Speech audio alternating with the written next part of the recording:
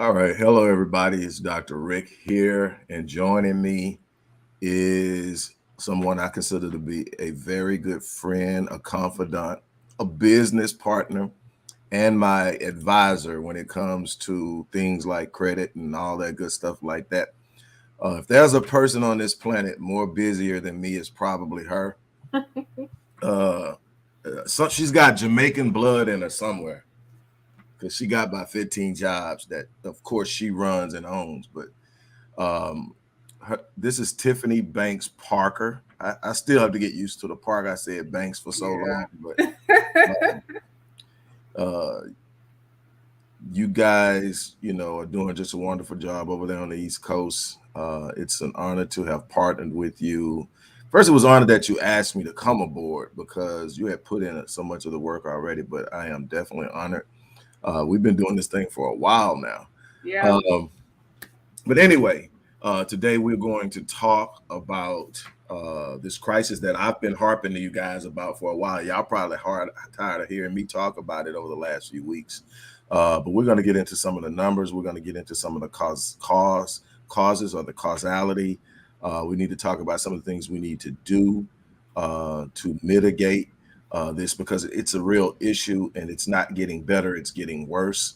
And we're going to talk about that. But Tiffany, introduce yourself just one more time. It's not like the first time you've been on here, but introduce yourself. Let them know a little bit about what it is you do and your passion, and then they'll figure the rest out as we get going. Hello, everybody. I'm sure that you all have seen me before because I've joined Dr. Rick several times on his podcast shows. But however, let me reintroduce myself. My name is Tiffany Banks Parker. I am also the founder of the Black Owned Business. Well, it was formerly the Black Owned Business Network on Facebook, but it is now Black Owned Community and Networking. And what we do over there is we give pertinent business information. We talk about community issues, which is why I'm here today because we have a pertinent community issue that needs to be discussed, and we need to keep discussing it. But I am all things business and all things community. I am a licensed realtor in the state of Georgia. I sell life insurance. I am licensed in so many areas. I dibble and dabble in law. That is my background from school. Also, at this moment, I am working on a project to build affordable housing for the people in the state of Georgia. So that'll be something that I can talk about at another time as we get it off the ground. But that is another thing that we as a community need to be discussing, how people are being priced out of housing and the homeless population. But that's just a brief introduction to who I am. And like Rick said, we've been knowing each other for a long time now. We often collaborate on different things. And I am pleased to join him anytime he asks me to do something because I know his heart. I know that he is for community as well. So I'm just glad to be here to discuss this topic with him and to hopefully make some progress. I don't know, what we're gonna do, but this is how we get started. We come together and we discuss things and we try to find a solution. But yeah, that's here I am. Right. One more thing, if you guys are thinking about, a lot of times you have me on here talking about the importance of multiple streams of income and my 7-day online business launch course. That's the front end of it. Once you get it up, you need to know how to structure it, whether it's going to be an LLC, a C Corp, S Corp, all the stuff like that. Tiffany can help you out with that. Getting your company structured, getting it to where it's protected and it's get you protected from any business liabilities by incorporating your company, all that stuff like that. Like I said, if it's something to do with business growth and everything like that, somewhere along the line, we've got it covered. And so that's just some of the things. Now, when it comes to missing women, I've been literally writing and lecturing on this for 20 years now. So it's nothing new. I've been talking about When I first started talking about it, it was 64,000 missing Black women. I think we're up over 70,000 now. And it's sort of in the same vein when I started to talk about childhood sexual abuse in Black women. Mm-hmm. Because in the early 2000s, I had a large number of clients who were coming to me, Black females, and it seemed like almost all of them had dealt with childhood sexual abuse. So I called a colleague of mine, and I'm like, "Hey man, is this something you're seeing too?" And he was like, I say, "Is it something you're seeing, or is it just every woman that's ever been sexually molested as a child decided to pick me?"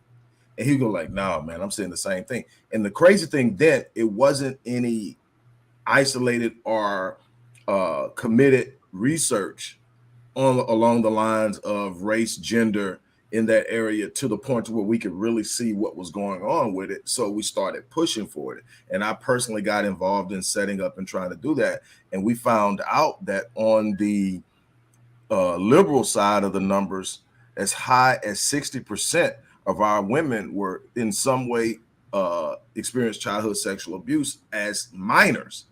And on the conservative end, 40%. So even if you say that's exaggerated numbers, the more conservative numbers we got was 40%. So almost half of our women have went through that. So I went through that. So now we're the same thing is happening with missing Black women. And people will say, it's just because the internet is there now we know about it more. No, the numbers are actually going up. There's a tracking of this, and the numbers are increasing. There are major spikes, and it's across the board, but we make up a disproportionate number of women missing. As a total population, Black females make up 7% of the population, but we make up over 35% of those who go missing.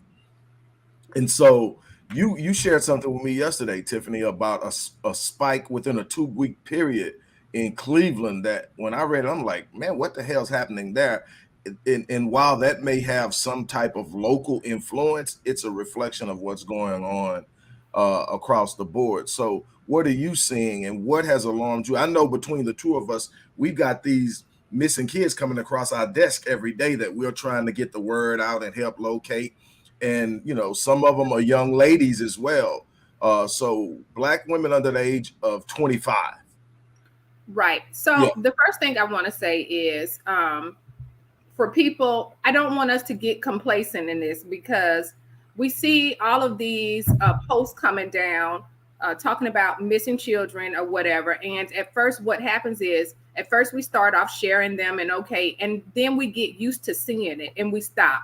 I just want to let everybody know that every time, I don't care, I know that it's cumbersome sometimes, like, oh, here we go again, but this is very serious. We need to share them every time we see them. I try to share every last post that I see. And I also go back and try to update the post if it's found safe, found deceased, or whatever.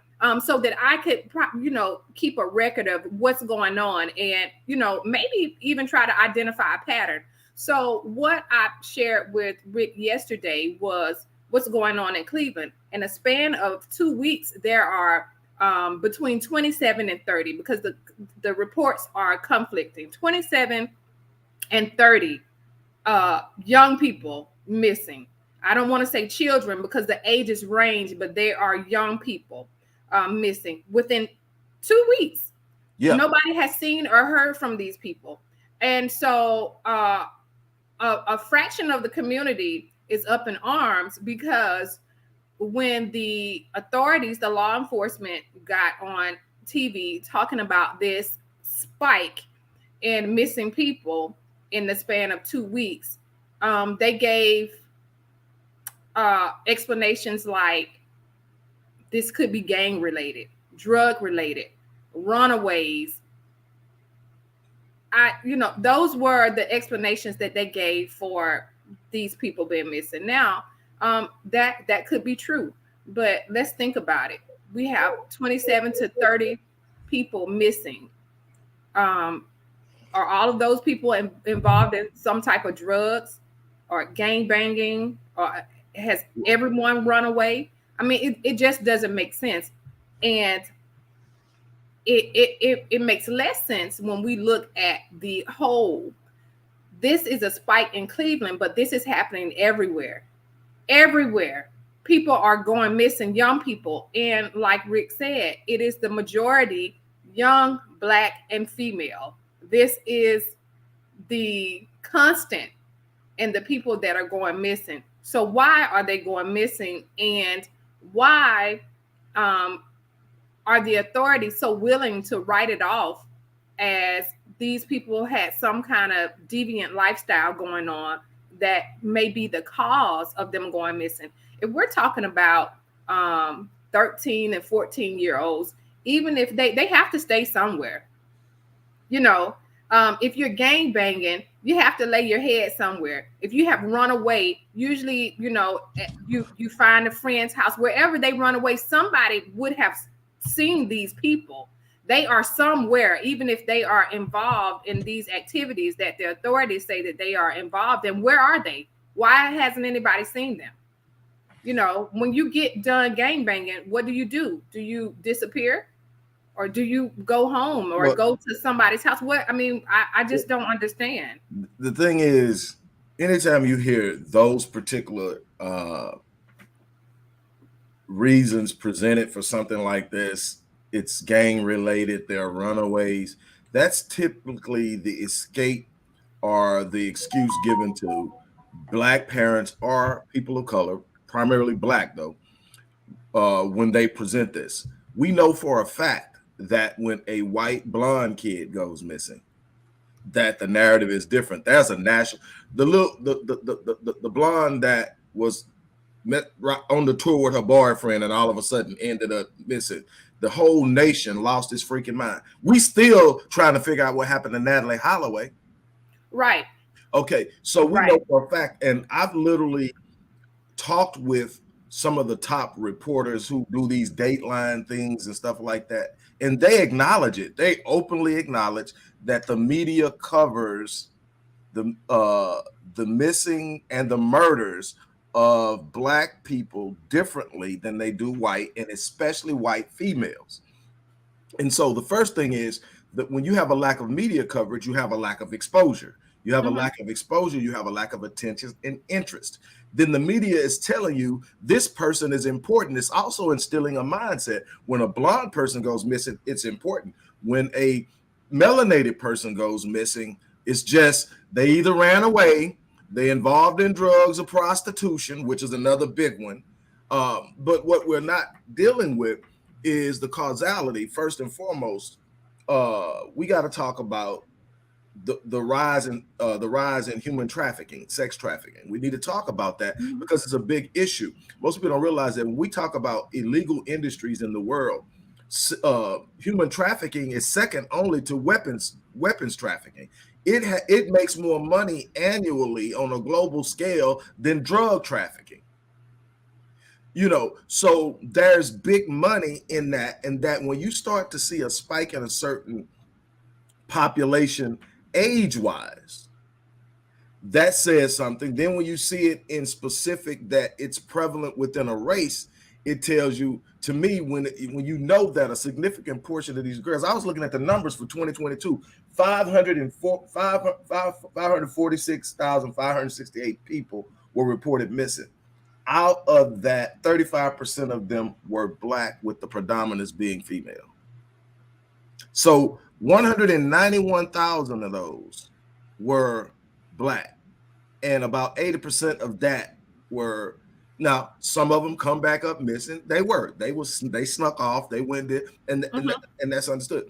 But the bottom line is the fact that we get caught up in the idea that, well, most of them did. My whole thing, whatever happened to the fact that if it was just one girl missing, we're up in aurora, we're up in the arms. What happened to the fact that that one life matters? That's somebody's daughter, that's somebody's granddaughter, that's somebody's sister and cousin that's missing. Why do we need these astronomical numbers to all of a sudden say we have a problem? What happened to valuing Black female life? And to me, that's an issue on a bigger scale, because it's showing up not just in how many of our women are missing, but how many of our women are getting killed, predominantly by our men. Right. And so, what are we going to talk about that? But see, That's a problem to me. Man, to me, and I say this all the time, Tiff, then I'm gonna let you run with it. To me, everybody talks about providers. Mm-hmm. I tell all of my daughters, I tell my nieces, let me tell you something. Yeah, you want a man that can handle his business, paying the bills and money and stuff like that. But that's not where you're going to see how much a man is truly committed and how much he actually values you, because men will use money for manipulation. They'll Right. give you money. They'll pay your bills if they got it. And I've been in this space where money went. I'll shoot you a little something. Don't mean jack. Mm-hmm. If a man protects you, he values you, because in protecting you, he puts himself in harm's way. And so look for the protection. And if we don't show that we're willing to protect, we will never be respected. Number two, our women will never be valued. You can't ask somebody to say, stop doing that. And like, you ain't stopped us. The bottom line is, if I don't want you doing something, I'm going to do something that creates a consequence for you doing it. It's real simple. And if that's not happening, then we got to ask ourselves why. But we've got an entire culture that creates an excuse for a man not being a man, and it's normally blaming the woman. Mm-hmm. That's not. I wasn't reared that way. Now, maybe this is a whole new age. I wasn't reared that way. I wasn't reared that the way that you are a king and the way that you are the head of the house is that you blame the woman for everything. No, the buck stops with you. If stuff ain't going right in the house, it might very well be her. But you need to do something about it. You need to figure it out. Right. So, and the thing is, that's the problem I got. First of all, then we can start talking about the influence of social media. A lot of these kids are the victims of predators online that are coming at them as wolves in sheep's clothing and telling them, especially when I think about these little teenage girls, the first thing I think about is mama used to say she's starting to smell herself. But it's that point where you want to experience freedom.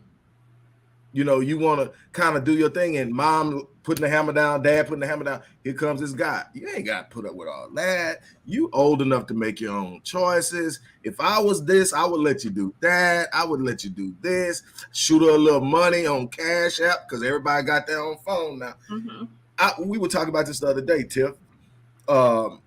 Me and my homeboys, we were laughing about it. I even seen a post on social media where you say, what happened to the days? These kids these days will never know the struggle of having to call a girl at her home on her phone. And her brother, her dad, her mom picks up the phone and says, what you doing calling here this late? Right. You can't talk, she on punishment. Which sends a message, we got rules in this house. Well, now we bypass all of that and go straight to the girl. We done talked to her for a year and ain't never heard of mama's voice or dad's voice, nobody in the family. And so to me, that is another issue that we've got to deal with. So back it up a little bit about the coverage that blonde hair women get as opposed to the coverage that Black women get. I just want to reiterate why I said that we need to share each time that we see these posts, because we have to act as our own media outlet. We have social media. If we know that we are not going to get the national coverage or the coverage from these big outlets, we need to do it ourselves. So we don't need to get exhausted in sharing, because we are all we have in some areas. So again, if you see it, share it. Another thing you spoke about was the community. I call it the erosion of the community, because we are to a point where we have all these other things going on, especially, we can talk about providing and protecting, but then we would have to talk about the reasons why. Like you said, why are we this way? Every day that I log on to social media, I can guarantee that I will come across at least 5 to 6 posts or recordings of a podcast or whatever. Either a Black man or a Black woman, and it's still this butting of the heads, this war thing going on. Yeah. Right. You are to blame. No, you are to blame. No, this is what black men should be doing. No, this is what black women should be doing. And so when you read these things and when you see these things, you see the devaluing of one another. And I don't want to be biased because I am a woman, but I see the majority of it from black men, the devaluing of black women, so they do not feel like they have an obligation to protect black women, even though they may have daughters, they have mothers, they have aunts, they have sisters. They don't, and then you'll even have some to say, well, I'll protect my people. But I think what we don't realize is that we are a community as a whole. It's only so long that we can operate on an individual level, because what happens to one of us, eventually it just trickles down. Right. Like capitalism. It Right. trickles down and we are affected as a whole. I like to use the example when I was advocating heavily for children, and people would tell me, well, my children are fine. And this is how I raised my children to be A, B, C, and D. And I'm like, fine. But when those children get old enough to go out into the world, who are you sending them out to the world with? You're sending them, you don't know who you're sending them out to the world. So I can be at home and I can raise my children to have certain morals and values. And if person B over here has not done that, and their child does not value life, or and does not have any values at all or morals, and goes out here and does something to my son who I have raised, or my child who I have raised to be a certain kind of way, then that affects me. So that's why we need to worry about the collective of us. Right. So we operate as social enclaves. As humans, we are mammals, and by the very nature of our species and design, we're meant to be social creatures. We're meant to work together. We're meant to create. And what happens is when we do what you're talking about doing, we isolate ourselves. And we do that in a couple of ways. We do that through colorism. We do it through genderism. We do it through elitism by way of classism. Right. Once we reach a certain pay level, we don't mess with them no more. Exactly. And we think that we've arrived and we've escaped the claws of racism. But racism is what? Actually the gatekeeper to elitism. That's what capitalism is. Right. Racism is simply an easy way to define who's in what group so we can know how to manage them. Exactly. And so when we understand that the few, however you define success, and I want to give it back to you, however you define success, whether it's a 6-figure income, 7 figures, whatever, understand that even at 7 figures, you're still nowhere near the top 1%. And so those are the ones pulling the levers, pulling the strings, controlling things. And as you can see, even with someone like Kanye, who was a billionaire, when he stepped out of line, it took them about a day and a half to drop him from 3.7 billion down to 400 million. So again, you were isolated and protected. And what happened? It was easy to do that to Kanye. Why? He had alienated his base, which was us. And so we've got to understand that it's in the collectivism in the 48 million of us, 45, 46 million, they recall. I think it's more like 48 million of us. That's where the strength is, but it's also in the unification. J. Edgar Hoover said the greatest threat to national security is Black unity. And so that's the thing. So I want to talk. You said something about Kanye, and he was billionaire status. I was looking at a YouTube podcast, or it was like a recording or something, and the guy was talking about something similar to what we're discussing now, as far as Black people moving as a unit, as a collective, or whatever. And he said something very interesting. He said that if we created 2 more billionaires today within the Black community, like if there were 2 more people that suddenly became billionaires, we would still not have the authority and power to shift the shape that we are in right now. And that's because the gap is so wide, and it would take us years. We don't have enough time to do it. We will have to achieve it by another means, and the only means is unification. It will not be economics. I don't know who needs to hear that. I push economics because money is good. Money is good to have. We can use money as a foundation to do what we need to do in other areas, but the change will not, because we don't have enough money, we don't have enough time to make enough money to actually control these things that we need to control. We still have to answer to an authority that does not look like us.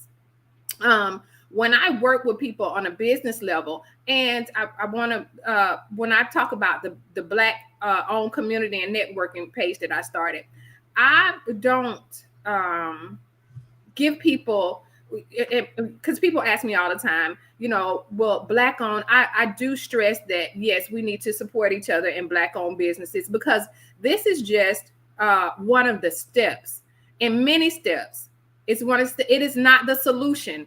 I don't push that this is the solution. This is how we are going to get free. I don't do that. When people ask me about Black owned banks, I am totally honest with them. There is no such thing as a Black owned bank. So we had a movement not too long ago with Killer Mike and Andrew Young and somebody else here in Atlanta. And I want people to understand, this is why, and where research comes in, that a lot of times we are talking about Black owned when it's really just Black run or Black represented, because these banks that, tout themselves as Black owned, they are just Black run, because if something happens, they still have to answer to the authority of people that don't look like us, that have allowed these places to be. So think about that have allowed these places to be. So when we start understanding that there's things that we are not in control of, and I'm really trying to watch my words here, but I think that we need to really, unity is going to be the only way. We need to get over this gender war phase. There are some issues. Yeah, we have to sit down, but we have to sit down and discuss it in a way that brings about solutions. Myself, I'm sick of it. I'm sick of, I think maybe at one point I was part of the problem, because I see something and I see Black men like, yeah, this is what y'all do. But after a while, you used to give us the business. Oh yeah.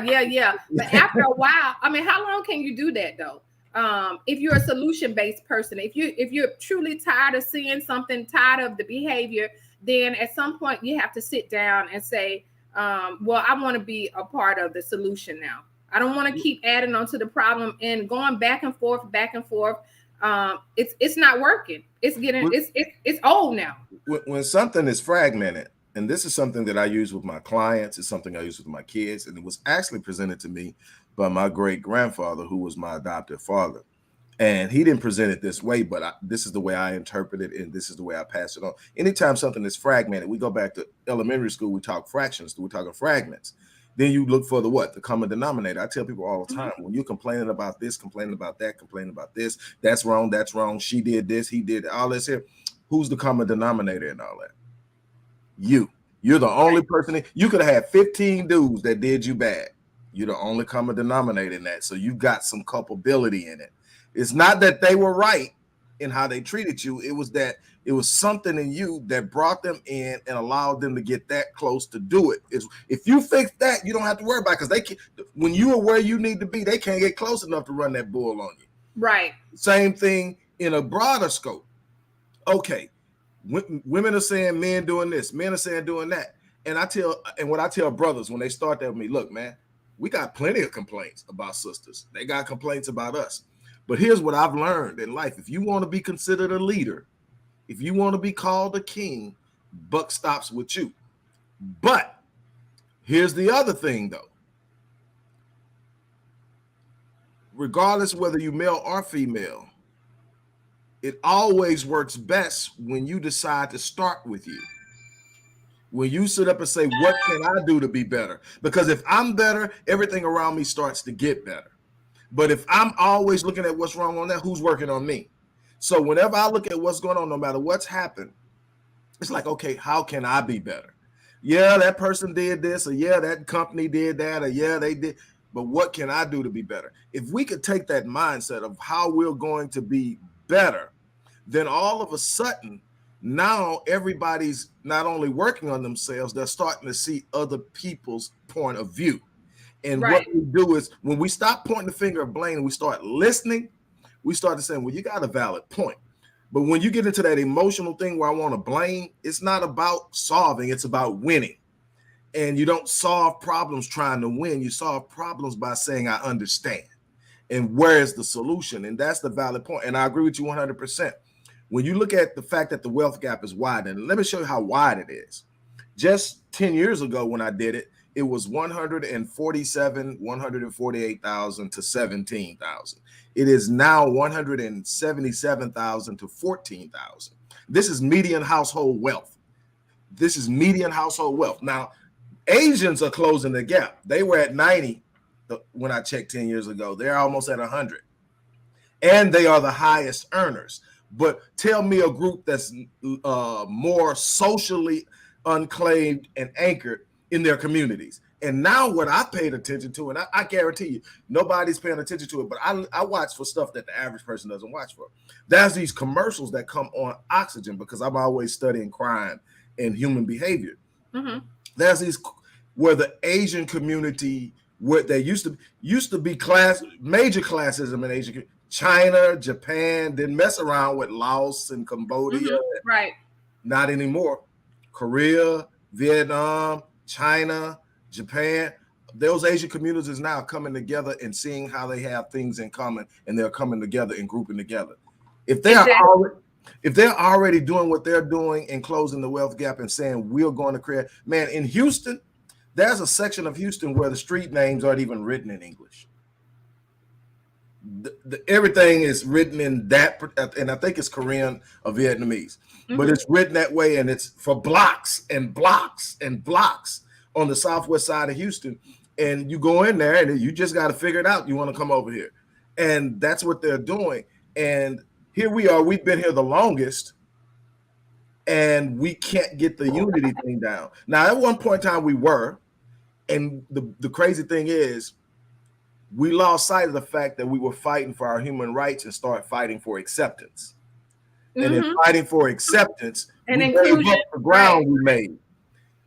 We lost initially it was like I got a right to XYZ, and then it started becoming why you won't let me eat here. Right. And what happens is at the time that we were doing that, we had our own restaurants, our own bus companies, our own theaters, our own cab companies, our own shoe companies, cleaners, stores. And it wasn't just in Tulsa, Oklahoma. It wasn't just in Rosewood. It wasn't just in Durham, North Carolina. Wilmington, North Carolina, and Slocum, Texas, and those places that you hear about this was normal. This is what we did. But what happened is you can't sit up and patronize self and patronize them equally. You only have so much money. So we really literally sold the inside of our community to Jews predominantly, who then decided we don't need it anymore in the late 70s and early 80s and sold it to Asians and Arabs, along with the blueprint. Right. So we started, fighting for proximity. That's what I call it. Yeah. Proximity to the other. Right. Yeah. We want to do this. And this is why we are in the condition that we're in. If you look at almost any statistic that's out there, we are at the bottom. If it's bad, we are at the bottom. And it is because lack of community, lack of unity. When you said that other races find a commonality and that's how they come together on what they have in common, we have yet to do that. We do it sometimes in small groups, but we have yet to do that to make a large enough impact. Because if we did that, then there would not be so many Black women missing, because we would be able to set all of this aside and come together and put a stop to this. And then another thing that we don't do is when things happen, we do not, there's no consequence. You can do anything to us. You can do anything to our children. You can do anything to the women. There is no consequence. We have no consequence of people. So they just keep doing it again. If you keep, if you don't get punished for something, we don't have any consequence. What we do is we wait on law enforcement and other people to render a consequence. And when that doesn't happen, we just move on. There is no consequence for doing anything to us. And this is why people are missing. This is why we have so much dysfunction within the community, because there's no consequence and there's no unity. The Black Voice family, how many times have you heard me say that if you want to stop a type of behavior, a type of infringement and encroachment upon your rights, the only way to do that is to apply a negative consequence to it? I've been telling you guys this for years, that you can't preach morality to white people and think that showing them how they are morally bereft and morally off base by how they're handling you, that all of a sudden that's going to change. You don't think they know? They created the system. They do know. Exactly. And then just to interrupt you for a minute, even if you have those white people that will say to you that I see the things that are being done to you, I see the wrongs, I see this, that, and the other, and they will stand with you. If you double back and say, okay, you see all of this, you have acknowledged that, we have been treated badly, unjustly, unfairly, or whatever. So how about relinquishing some of your power? That's where the buck stops. So even if they stand with you, they will come together.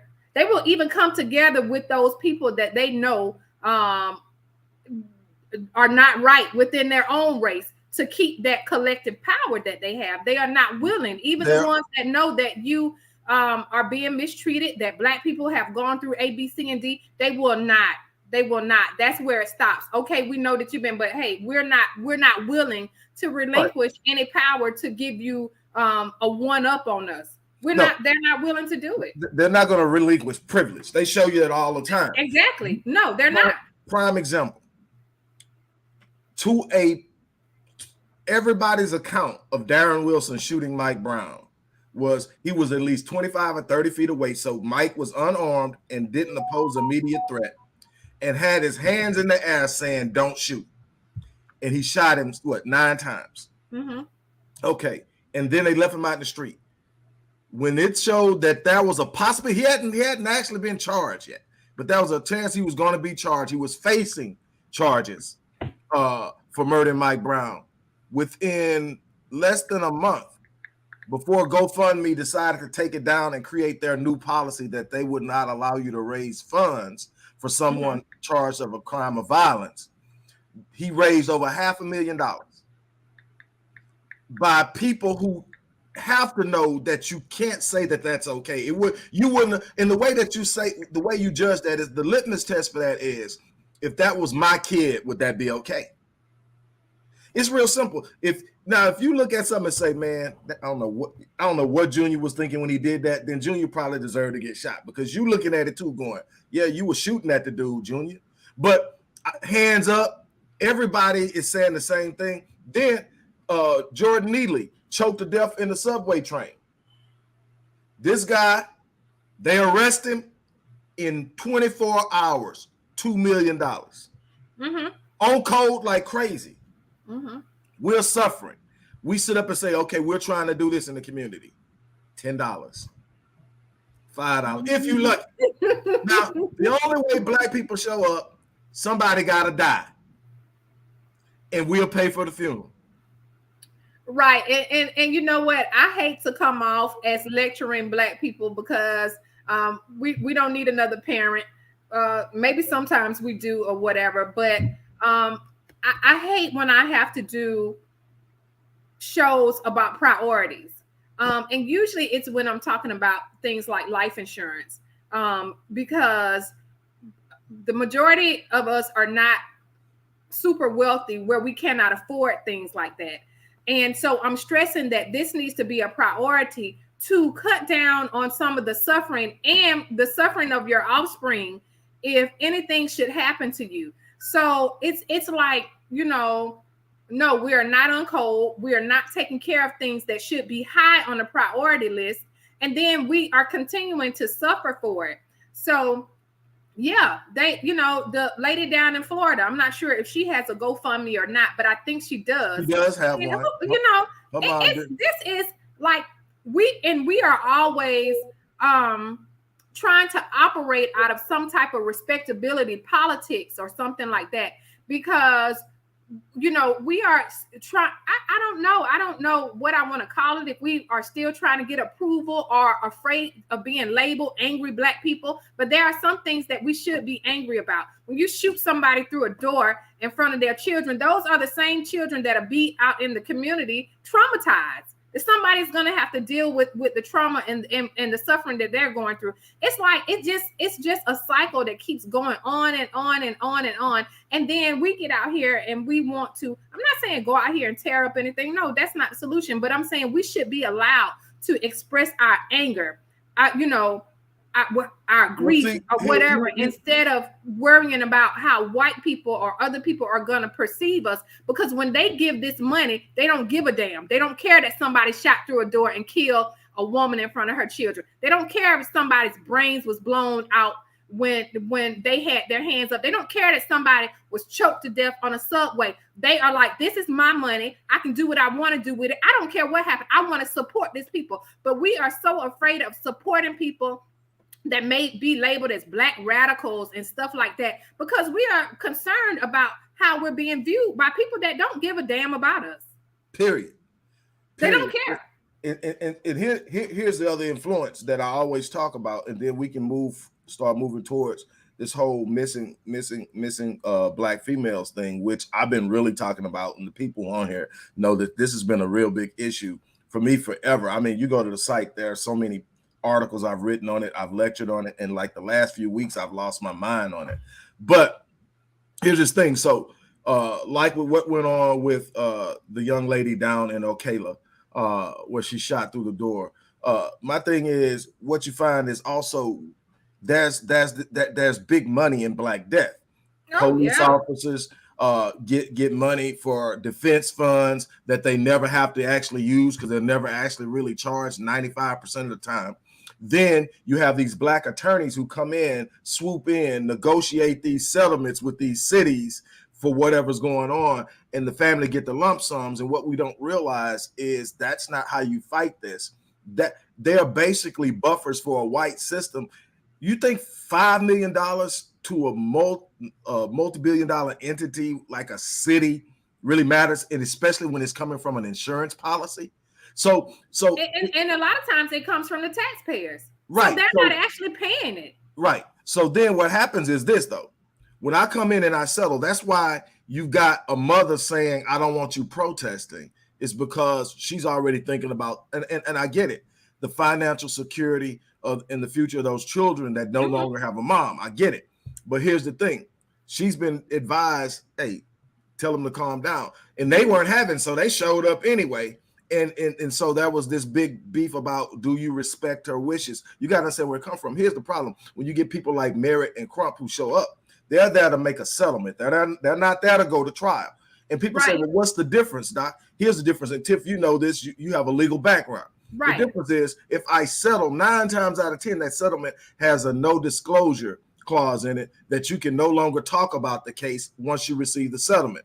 The exact same thing happened with Trayvon Martin's case. Right.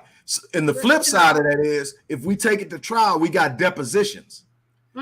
Before the trial, before we even get into court, we're deposing witnesses. Now we got it on record, in legal record, on file for public observance what happened.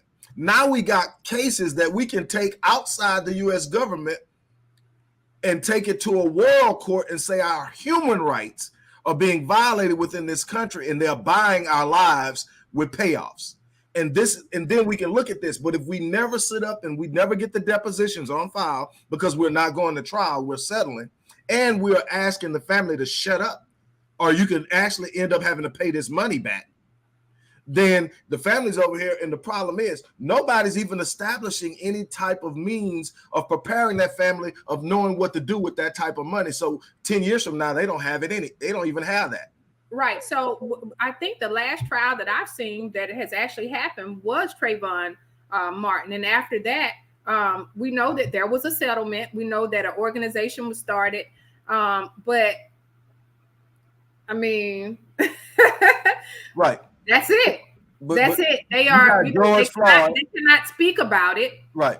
They cannot, so this is what happens.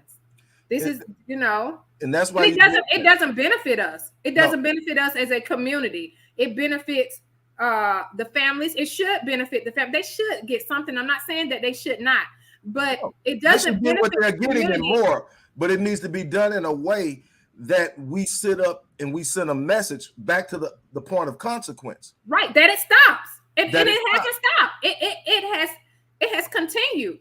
It was continuing before then. There is no consequence. There's nothing. There's no consequence. I think that not only should a police officer who wrongfully kills someone be charged with and convicted of murder, I think they should lose their pension. I think then you start thinking, because now I'm not just screwing myself, I'm screwing my family. And so you start thinking there has to be a consequence. And what happens in a capitalist society is the way to hurt most people is financially. Most people don't care about you. So you can't appeal to their morality. The first step needs to be decertification. Because what people don't understand is a lot of times, you see these police officers get fired and they're like, oh yeah, they're out of a job. Well, no, they aren't, because they are still certified. They can just go to another county, another city or whatever, and they can still be a police officer. They need to be decertified, and the pensions need to be threatened.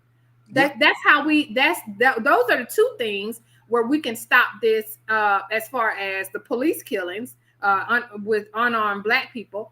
As far as our missing people, but where are they first? Where are they? Where are these people? What's happening? So we can't discuss a solution until we find out really what's going on in that area, but we can discuss prevention. You can be aware. You can, we can be more vocal and more visible as it pertains to this subject of people being missing. I had gone to Walmart early one morning, and I had my 3 young children with me, range from age 10 to 6. And as I was walking in with them, a lady on one of those electric little cart things was coming behind me. She was saying, hey. And I was like, I don't know who she's talking to, because I don't know her. Maybe she's talking about somebody else. So I was looking around, and I was like, maybe she's talking to somebody in front of me. But she drove right up on me, and she said, I just wanted to let you know that keep your children close, because my daughter was in this Walmart just the other day, and somebody grabbed her child and tried to run out. And I was like, wow, really?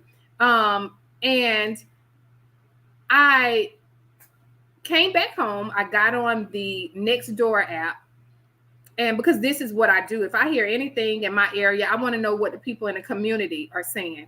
And so I got on the app, and I looked at the posts in the surrounding neighborhoods of the Walmart or whatever. And sure enough, people had been reporting that there was a white van with Black windows that was parked like over to the side or something like that. And with suspicious activity, like, men and, getting out no handles and all of this stuff or whatever. So I think that as it pertains to missing people, we need to be more aware, be aware of our surroundings. We need to know what's going on in the areas. Keep your children close.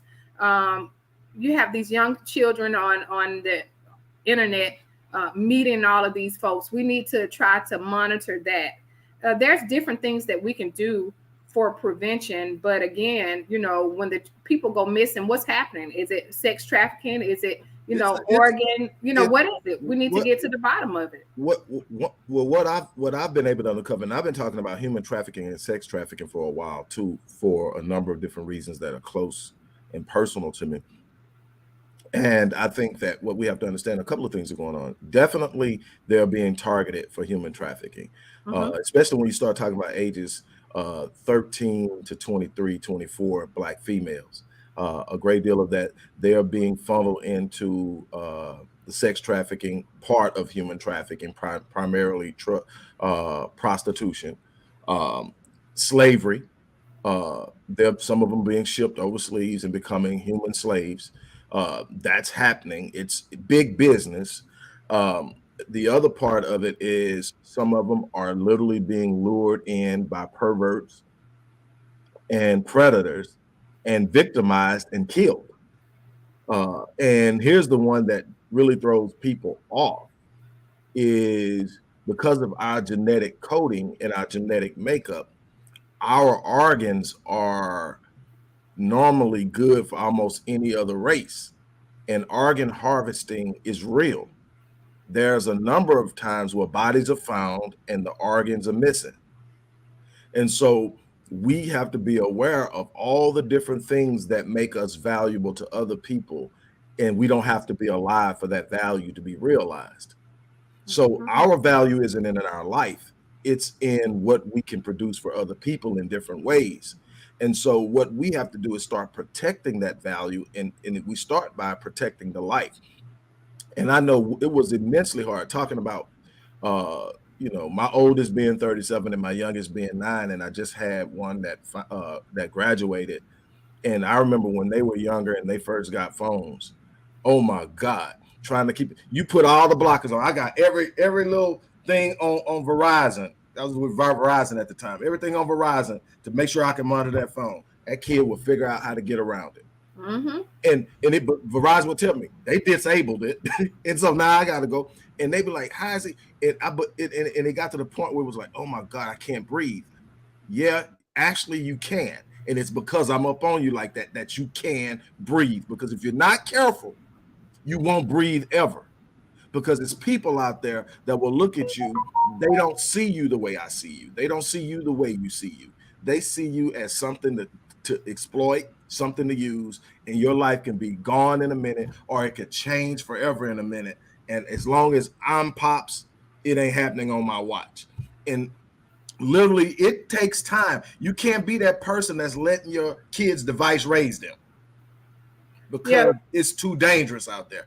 And I think that that's part of the problem is that we say, okay, well, I need them to have this because I need to know what's going on with them and I need to be able to reach them. And I say, in this new world, I agree. Back when we were growing up, we didn't have that. Our parents, Right. but our parents could pretty much know where we were. Right. It was You a know, different world. yeah, it's a completely different world. So your kids need you to be able to get in contact with them. But you also have to understand with them having that device comes a certain level of responsibility as a parent. You can't expect a 12, 13, 14, you can't expect a 26-year-old to be mature enough to know all the things that's going to come at them in life and be able to manage it and maneuver through it safely. It's just not realistic. And I think that's another thing we've got to stop doing. Fathers, this is from me to you.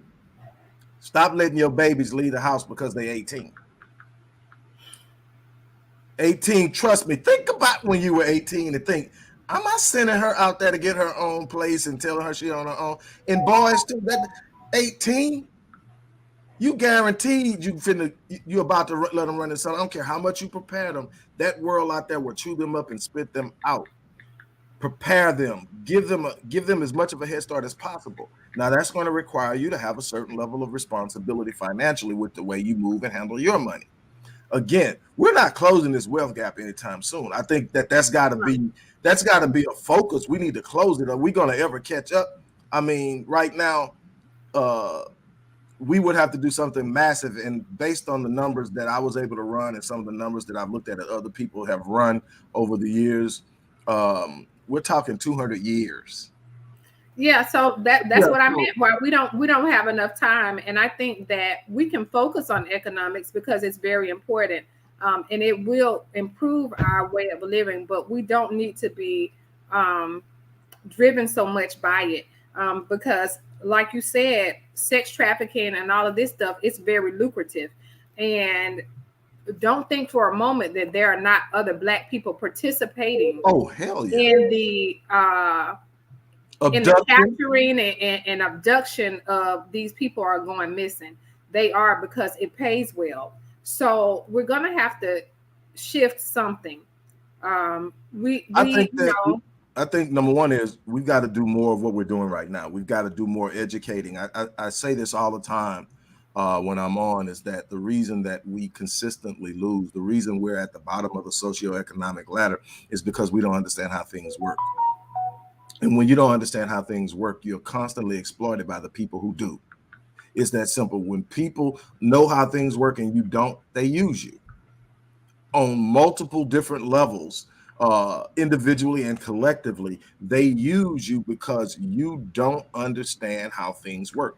So we have to spend time educating people. And here's what I want to say to the people who are in some way aware, because that's this negative connotation given to woke now. So aware. It can be frustrating trying to illuminate and present truths to people who have these generationally anchored biases and ideas about what is. And it's frustrating, but there's a level of responsibility that has to go there. I tell people all the time, you're where you're at, not because you were meant to separate yourself from the 90. If you're a part of what was once called the talented 10, it wasn't to lord yourself over the 90 and say you should look at you wish you could be like me, or I don't mess with y'all. It's that you were meant to be a part of leadership. You were meant to be a part of the empowerment mechanism. You were meant to be the ones that sit up and say, hey, let me show you how I did it. Let me show you what you can do differently. Let me show you some love. One of the most powerful things I've seen on the internet over the last week or so was this young Black brother standing outside of Walmart with a sign that says, I'm battling depression, I need a hug. And I watched how a couple of people walked by, especially Black men. You know, the idea of hugging on another Black man, I don't know, and all this stuff. I watched it, but I said, I want to see what happens. One person stopped, it was a sister. And when she hugged him, she loved him. She didn't just, she hugged him and she was whispering in his ear. And the next thing you know, race stopped being an issue.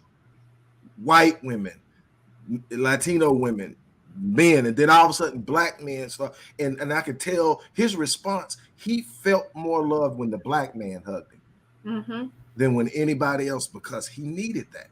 And that right there, I said, you know, and my thing is, a lot of people say, man, we would love to see videos and stuff. I don't record a lot of the stuff I do with people because I'm not looking for a photo op. I'm not looking for validation. I'm looking for authenticity, trust. And when I start working with younger kids, I'm real careful about it, because these younger kids in these communities have been photo ops so much that they don't trust.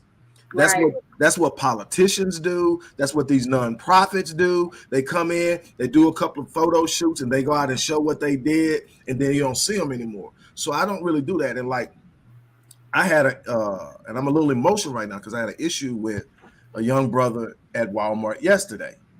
You know, he's out there, and the natural thing to do, because you get caught up in your own world and all the stuff that's going on with you, and you'll kind of be dismissive at times without thinking about it. And he started to walk up on me, and I'm like, I don't have it right now. And I didn't, because I was going to use a card, and I couldn't shop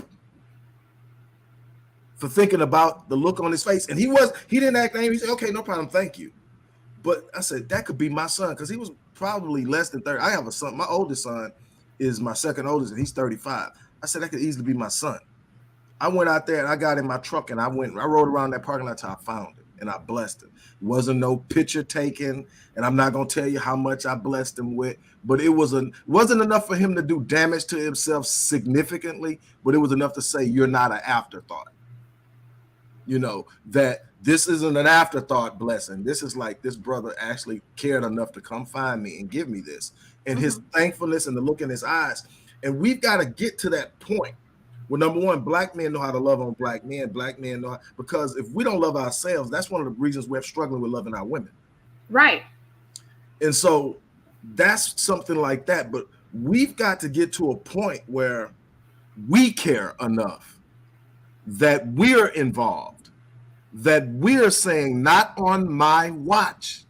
Right, because me and you are doing this show this morning. There should be 100 other people doing the same show this morning and every day, especially since we are getting spikes and everybody. This should be a topic that we talk about every day. It should never die because people are still missing. Right. So we have to see the value in one another, and we have to keep it out there. This is how, if we don't know the exact solution, we can start here by talking about it, by always being in somebody's face saying, hey, did you know such and such is missing? Did you know that 27 people went missing in 2 weeks? Did you know? We have to, I think this is very important. When I do these live sessions, I try to, I've never, you've never, you'll never see me doing a live broadcast talking about a celebrity and who they are dating and things like that. That's just not, I'm not into that. That's not important. But that's a lot of what I see, where the focus is on. We are focused on things that we should not be focused on. And while there are other things that are going on in the community that we should be focused on. So again, it's priorities and it's valuing each other. What do we value? If we valued each other, then I don't think that our numbers would be as high as they are. We probably can't eradicate, the whole thing, everybody going, people going missing. But I do think that if we were more in tune within the community with each other, then we wouldn't have the problem that we have. It wouldn't be as massive. That's just what I think. Yeah, I don't think that you ever get to a point in a society as inundated with people as ours that you don't have people coming up missing. We are not in a village. We have major cities with millions and millions of people. People are going to come up missing, but I think that our disproportionate representation in that 35% of the people coming up missing are Black females. Then you got to sit up and say our Black women only make up 7% of the population. We, as an entire race, only make up right under 14% of the population. Yet our women alone are making up 35% of those who are missing and disappearing. There's an issue, and that's well beyond what we would call in science statistical significance. So there's a causality and a compulsion behind it. There's a specific reason it's happening. And that's we can look at some of the things that I know that are influential because I've done the work and I've read, but we've got to ask ourselves, why are we so easily targeted? It's because they feel we are easy targets. We're not going to create consequence. We don't have the unity to become visible and make it an issue. It's much easier to snatch us than it is to snatch Blondie. You snatch Blondie, the whole world is on alert. And eventually, no matter what, if I'm not actually going to kill her, if I'm trying to put her in sex trafficking, somewhere along the line, somebody's going to recognize her. Why? Because her face is plastered everywhere. And with Black women, you have a Black women going missing, or you have a Black woman being killed. The outcry is different. Usually there's little outcry, and then there's bickering within the race because we have, well, what did she do? Was she running her mouth? See, those are the questions that, I'm trying to stop cussing, but but that's the type of bull crap that I see. Even we want to go back to Sandra Bland. What pissed me off the most about that is that, when she was found dead and everything, instead of placing the blame on, how did this happen? She should not have been there in the first place or whatever. We have people within our own community. It was like, well, she should have just complied. Just be quiet. Just don't put the cigarette out or whatever. I don't, it's always some type of blame to the victim for something happening to them. And so we see it when these girls go missing. They being fast. in the over sexualization of our young girls, I mean, it's just fucking disgusting. Right. You know, because it's always they've done something to deserve Right. to be. Well, it happens on both sides. It's a over sexualization and objectification of our young girls. So early on, it's how sexy and all this stuff, and then social media just amplifies it because now they're trying to be sexy because that's the thing. You ain't old enough to be sexy. Sit your ass down somewhere. But that's the thing. And then when it comes to black males, think about it. When somebody gets killed in the black community, what's the first thing that we start trying to do? We start trying to qualify them for the sympathy we feel that they should get by saying he graduated with an A, he had a 4.0 grade point average. We trying to say, because no, did he do anything to deserve to be killed? I don't care if he's got a record. I don't care if he's been down before, whatever. Did he do something in this particular point in time that justifies him being shot 8 times? Right, because we've been conditioned to do that. Because when the large outlets pick it up, they will use mug shots instead of, you know, other graduation pictures that they have access to. Right, they will use them. We have been conditioned because they'll use all of these derogatories. So we feel now that we have to counteract that every time somebody gets killed, and we have to come out with all of these good things to say about them to justify why we should get justice for this person. When the simple question is just what you said: what did they do? Were they doing anything wrong? At this time, it does not. But we bring in all of these other factors, and then, you know, I don't know why we just can't see the flip. But in the case of this guy strangling this young man on the subway, every time I see a headline or anything, they are always describing this guy as a Marine. The Marine. Y'all have to see what they're doing with these words, because when you say Marine, in people's heads, this is somebody that is fighting for their country. Patriot. Patriot. This somebody that has love for their country. They keep using this, a Marine. But they're saying very little that this young man that he killed had documented mental illness. It documented that, you know, the reason he had been arrested so many times was because of the mental illness and because of the help that he was not getting. Which is another issue. Which is another issue that, again, that I'm dealing with right now with a couple of clients. It's like, until something like that happens, there's no help. And then once something like that happens, it's too late. And, you know, there's just no help. That's why your homeless population is growing like it's growing. It's because we're not dealing with mental health. And so my crazy thing is when I see those same headlines and I see Marine, first thing goes through my mind is I see the opposite. And that is, you're a Marine, you're trained. You know what that chokehold does. You know that you only have to have that person at that chokehold for 30 seconds to render them unconscious and no longer a threat. You had it for 15 minutes. That didn't never cross your mind. Come on. But see, when you see Marine, you're automatically triggered. This person served,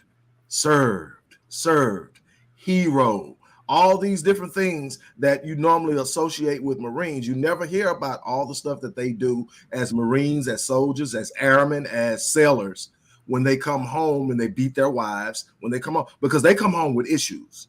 Right. Okay. And I'm not doubting, I'm not mitigating or maligning or marginalizing that. You go off and serve your country and you come back and you get treated like crap. That's always been the case. That's an issue needs to be dealt with too. But what I'm saying is, don't act like these people come home and just all of them are upstanding. And you got some who are. I know a few of them who are clients of mine that are just unbelievable and doing some remarkable stuff. But I also know a whole bunch that's struggling, just trying to get some help from the system and can't get it. And then you got all these people on the street that can't get it. And then I'm going to go all the way back to the statement you made, then I'm going to shut up, is when our babies are objectified like that and we don't do anything about it, we over sexualize them, and we're talking about how sexy, how all this stuff like that, and then there's this actual push where they're trying to push for policies to normalize uh, pedophilia and ephebophilia, and we don't understand what's going on in this world, and we're not standing up, and we're not being a unified voice and a unified mechanism, and we're not sending out a message. If you mess with my babies, off with your head. That's got to be the message. If you mess with our women, you mess with our kids or our elderly, off with your head. Period. And nobody wants to talk like that because everybody wants to be friends. Right. I don't have a problem with y'all until y'all make it a problem. And then Right. I have no problem going all the way. One thing, me and Dr. King in philosophies have our differences, especially the earlier version of Dr. King. But that latter version, that's my dude. And one of the things he said is that a man that doesn't have something for which he is willing to die isn't fit to live. Right. And so, you know, I know that we started off with one topic, and that's the missing women, but we have started talking about several different topics because all of this ties in together. And what is the constant is the unity of Black people, of our community. There's none. There's no unity. So this is why these things are prevalent. When we go back to the subway, I'm sure I know that there were a whole bunch of Black people on that subway that could have said, "Hey, stop in 15 minutes." Like this is how we are, people. We are people that sit back and watch things happen. We are sitting back watching this happen. You mean to tell me that there was nobody with the good conscience, the good mind, the good logic to say that's enough and to stop this man from choking this guy to death on a crowded subway? So this is how we are in our community. We are spectators to things that are going on, to things that are happening. We are spectators until we become victims. That's what happens. We sit back and we watch it. And then after we become a victim, then, you know, oh, it's time for some action or whatever. No, the time for action is now. We don't ever need to be spectating. Nope. We're not in a position to be spectators. We are not in position to be spectators. We don't have the latitude to spectate right now. We are getting mollywopped in every freaking area of human existence in this country. We don't have the latitude or the luxury of sitting around saying, I'm going to sit this one out. Right. And so my thing is when, you know, and you know this for a fact, a lot of the stuff that I share, I share from what you share. And then I get a constant barrage of emails for the same stuff.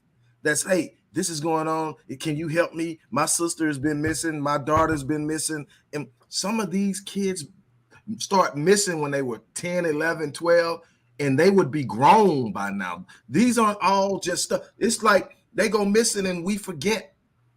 Right. I have a family member that's been missing now for going on 3 years. Right. I know. Young lady, she's been missing, and there's nothing. There's no information other than her child was dropped off with somebody by somebody else, and she was just missing. She's just missing. This is going on 3 years. We don't know anything. We don't know anything. And this is how it is. We, you know, the police don't know anything. If another person, I'm sure there's somebody out there that knows something, but they're not talking about it. Right. It's just, you know, it's almost like she never existed. Right. This is, but she did exist. But you know, it's almost like she was never here. That's how much progress has been made. Right. And so, again, if she was a different complexion, different hair color, she may or may not be found, because we still don't know what happened to Natalie Holloway. But you got 15 documentaries, you got all this other stuff, and eventually, guess what happened? They kept hounding that dude till he went to Peru and did something, and they got him there. Right. So that's the difference. But you got to understand, the system is built for them. Right. We have to systemize our existence in a way that is autonomous, meaning that we are responsible for it, that we don't have to seek their approval to handle our issues. The thing is, we want more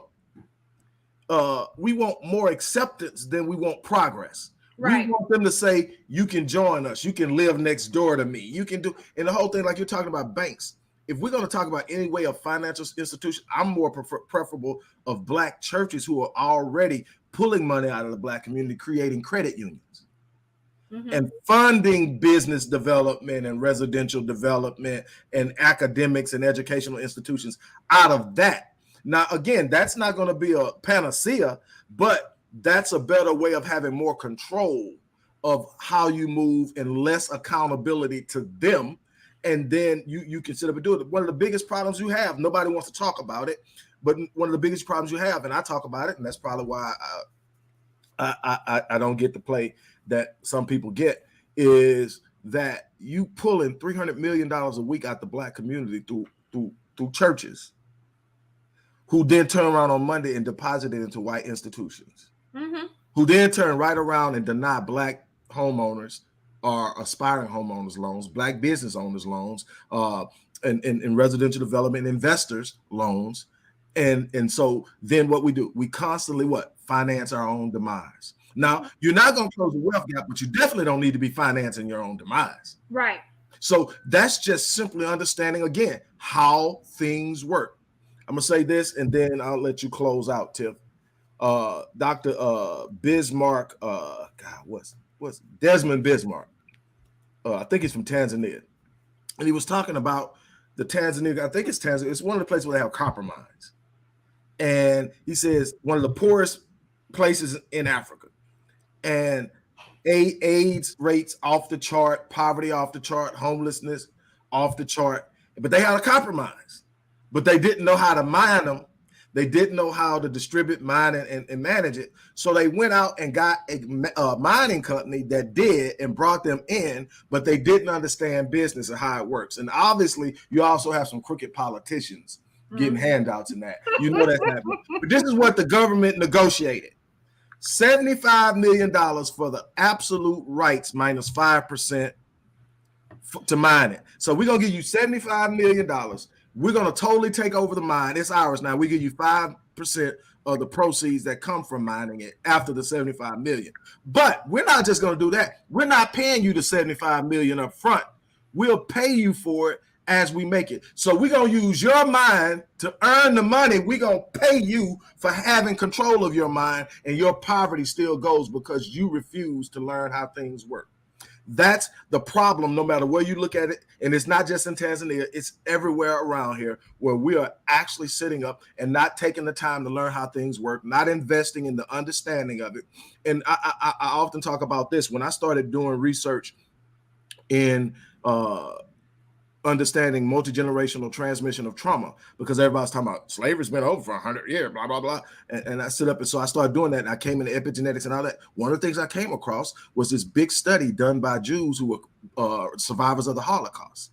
Here's the difference between Jews and Blacks. Number one, Blacks went 246 years of chattel slavery, and then another, 150 years of re-injury after chattel slavery, but 12 years of hell. No way to get around it. 12 years of hell for Jews. Here's the difference. Number one is they don't see themselves as victims. They declare themselves vehemently as survivors. First and foremost, huge. Second thing is the second generation removed. So you had the people who were survivors, their children. Those children of the survivors start having dreams about the Holocaust that they had not been told. And so they say, something's not right about this. I never shared that. And it's so vivid and it's so accurate. So they started doing studies, and that's how epigenetics took off. It was always there, but it took off. And so we realized we could literally just pass down a genetic imprint called a genetic tag. If the traumatic experience is strong enough, so we're passing it down. But here's where the difference went. They realized that wasn't normal. Guess what they did? They invested some of the money they received from their reparations into research on how to combat it, how to deal with it, how to overcome it. Whereas we're fighting that. We don't want to know how. We don't want to admit we are good. No, we're not. No, there's absolutely no way we are. We are too creative and resilient to have gotten to this point and not made any ground. So we have to ask ourselves exactly what can we do differently. Mm-hmm. And it goes on and on. And like I said, one of the things that I admire about you as a business partner, as a friend, which I hold it is the highest account to be able to call you my friend, but is your heart. And I tell people all the time, she bumping, heart of gold, heart of gold. And the thing is, though, what makes you different is I've watched you move. I've watched you adopt families and make sure they're okay. I've watched you sit up and make moves to answer and respond to a need that was outside. Nobody wasn't gonna say nothing if you didn't do it. But I watched you do it. And the thing is, you are a representation of what I saw growing up in the black. I can tell you, growing up with my great grandparents, my grandmother owned her own beauty salon. My grandfather was a master welder. Though we lived in an impoverished area, we weren't really poor. Never worry about food, never worry about bills being paid, none of that stuff. I didn't know what that was, but I saw a lot of people around did. I watched my grandmother go in her deep freezer where she kept groceries. I mean, packed to the hem. She always kept stuff frozen in that deep freezer. I've watched her many times go in there and bag groceries and take them to people's houses. Because I heard so and so lost her job. I heard they having and I see that in your spirit. And that to me, that's us. That's who we are naturally. But we have been robbed of it over time because it's constant bam, bam, bam. And then this image of individualism. Yeah, individualism, and I just want to say this, that a lot of times we don't trust one another too, because I get a lot of stories from people that have good intentions out here doing good for people, and they have been burned. And what I want to say about that is, you will get burned. You will get burned sometimes. You will be out here doing your very best to help the community, to help the community excel in different areas, to better the community, to educate the community, and you will get burned. But that's just a part of the work that you do. What you do in that case is you keep going. Like, Yeah. there's been a lot of times where I've helped people, and then they turn around and they do something crazy, or they come back at me crazy or whatever. That does not deter me from the work that I know that I'm supposed to be doing. So I mean, that's just a part of the process. And so we have to work on a number of things. We have to work on unity, we have to work on trusting each other or whatever. And don't let your it's you always use good logic. Use your discernment in any situation, because there's things that I just don't touch. If it don't feel right, or it's not, I get a bad feeling from it or whatever. Different situations I will not get involved in or whatever. But don't behave in a way where you just don't trust anybody because of the things that go on in our community. I was listening to a young lady was saying that, she was homeless. She had run away from home or whatever, and she didn't have anywhere to go. So she had this friend from school, and she said, hey, after school, come and hang out with me or whatever, because she really didn't have anywhere to go. And her friend hung out with her, but she didn't let her mother know. So that when they hung out all evening and it got dark and they went back to the school. So her friend calls her mom and says, well, here I am, mom. So the woman was upset that her daughter, because she had been worried about her own daughter. And she picks up her daughter, but she leaves the other young lady out there in the dark at the school by herself at a bus stop. So we have to don't do things like that. Right. we have to be concerned, when we see a situation that we know we need to help out in a situation. We need to do it. We need to do it. We need to educate ourselves on what's going on. If you don't know that people are being sex trafficked and organs are being taken, and you're listening to this, go get you some more information. Find out about it. Get active in your community. So that's what we can do right now. These are the things we can do right now. We can start in our own communities and in any area, because progress in any area will help this area. Right. We have a lot of work to do. We have a lot of work to do. Amen So to that. Amen. these are ways that we can get started. First and foremost, get educated. Second, be aware of your surroundings. Third, teach your children, especially your young children, your young boys and girls. Boys go missing as well, but the majority is young Black females. You want to teach them. You want to teach them about online predators. You want to teach them about people walking up to them in a mall talking about a Bible study, because they use all types of things.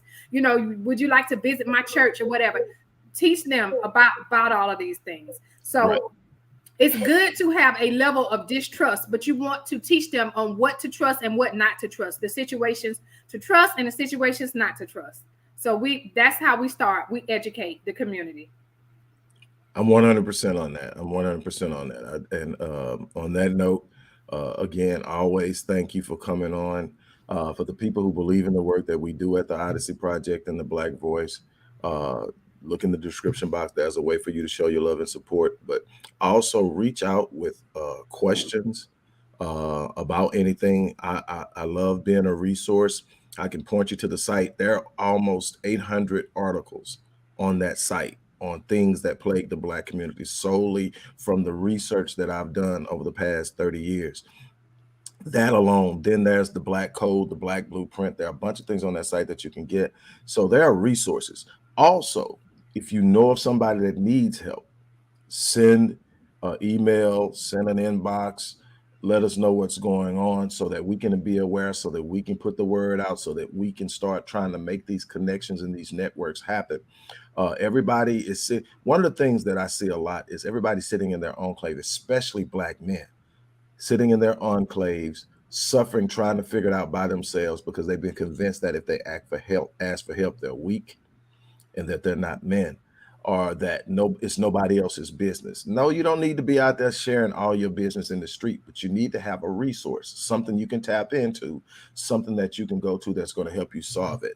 And so that's what I want to encourage you to do now. Be vocal in your community and share, and don't be afraid to ask for help. Once again, Tiff, as always, thank you for stopping by. And I look forward to the next time we get on, because there's so many things that we need to cover and talk about. And I think that we need to be consistent about this. And it's Right, we always do. good. It's always good to have a voice. My boy, Dr. Blanchard, has a lot going on, but hopefully he's going to be back and we'll pick up the teachers within the next month or so. But he's in good hands. But yeah, so that's going on. But I love to have opposing voice. I get tired of monologuing, but I have to do what I have to do to keep things going. So once again, thanks, sis. And we'll be back. All you guys who stopped in, share this, talk about this, create conversations around it, and we're going to come back and circle back to it. On that note, I'm out of here. You guys have an unbelievable remainder of your day.